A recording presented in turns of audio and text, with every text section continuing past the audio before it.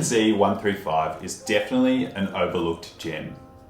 And in this video, I'm going to explain why I think it's the perfect everyday point and shoot camera.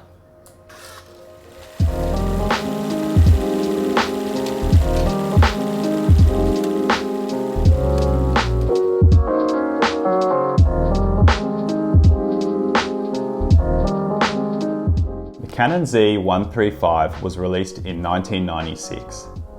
It was the same year that Nintendo 64 hit the shelves, Trainspotting hit cinemas, and I had my first birthday. This camera is actually almost a Mark II of sorts to the Canon Z115. Z135 is also the American name for this camera. In Japan, it is the Autoboy S2 XL, and then in Europe, it's the Prima Super 135N. Just in case you get a bit confused online, they're just different names for the same camera.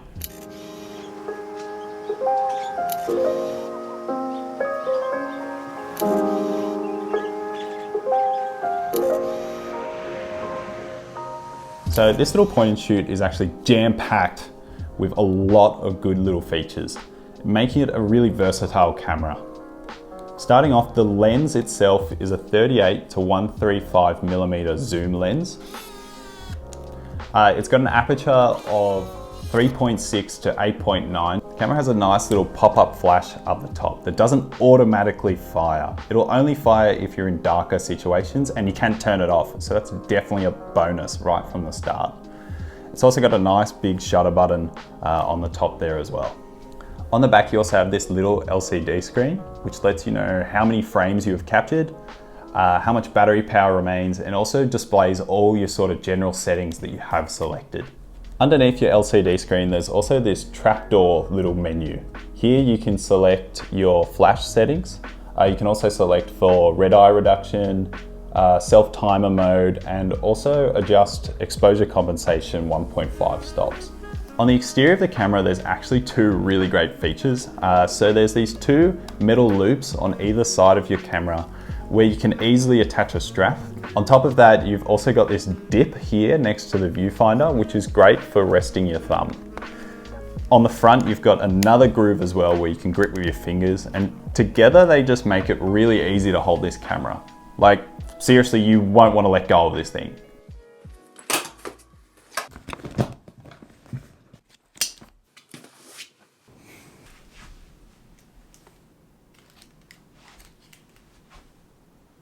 What?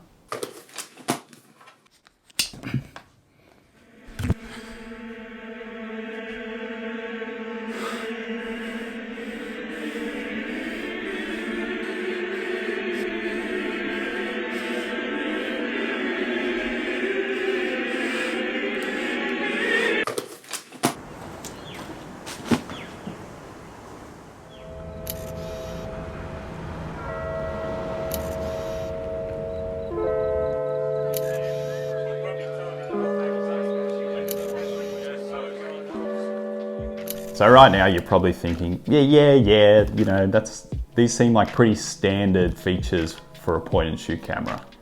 But you know what? I'm just getting started. So on the back of the camera, you actually have this best shot dial, which allows you to flick through 7 different modes of shooting.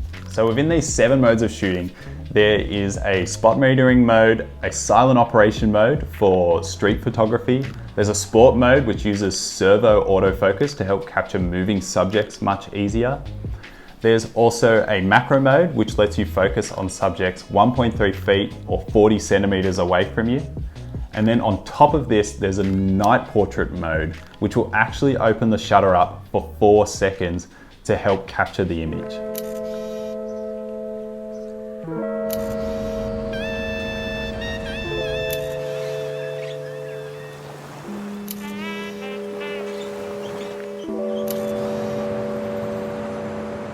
The Canon Z135 can also shoot shutter speeds as fast as 1/1200th of a second. It can also stop down in aperture all the way to f/36, making it a great camera to use in very bright conditions. And I can definitely attest to this, having put it through a lot of conditions with very strong, harsh light. Now, if you thought that actually wasn't enough features on your Z135, a couple years later, they actually released a model called the Z135 Caption. The Caption model does exactly what you think it does. It adds cute little captions to your photos. Captions like, "I love you," "Happy birthday," and "You'll never amount to anything."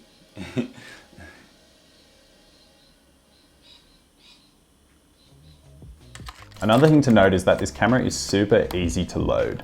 You simply just pull your film tab up to a certain point, like here, and then you close the back door. It'll then auto wind to your first frame. So just a couple more important things to note with this camera.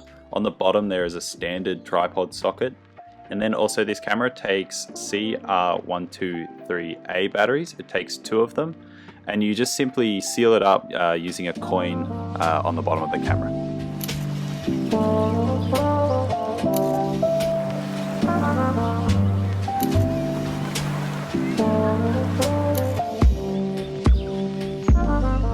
So now for the juicy part, I do actually have 3 issues with this camera. Although they are small issues, they are a little bit annoying.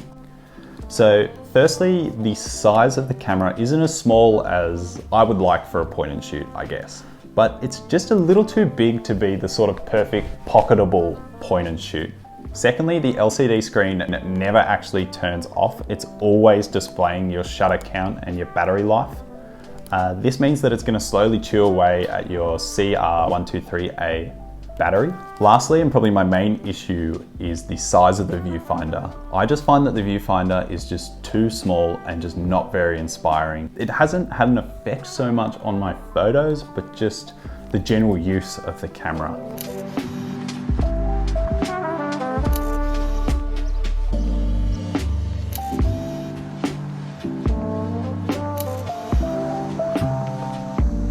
So there you have it. The Canon Z135 is my perfect everyday point and shoot. I can just pick this thing up and I'll just know that it'll perform really great no matter what the conditions are. And its versatility just allows me to shoot in bright sun, dark nights, and flash portraits when I've had one too many vodka shots. This camera is also just really sturdy. I've dropped it straight onto concrete and all that's been left is a few scratch marks and a couple of little dents. But the camera functionality has just continued to work fine as if nothing's happened. So even though I have a couple of issues with the Canon Z135, it definitely doesn't deter or take away from the fact that I really do adore this camera.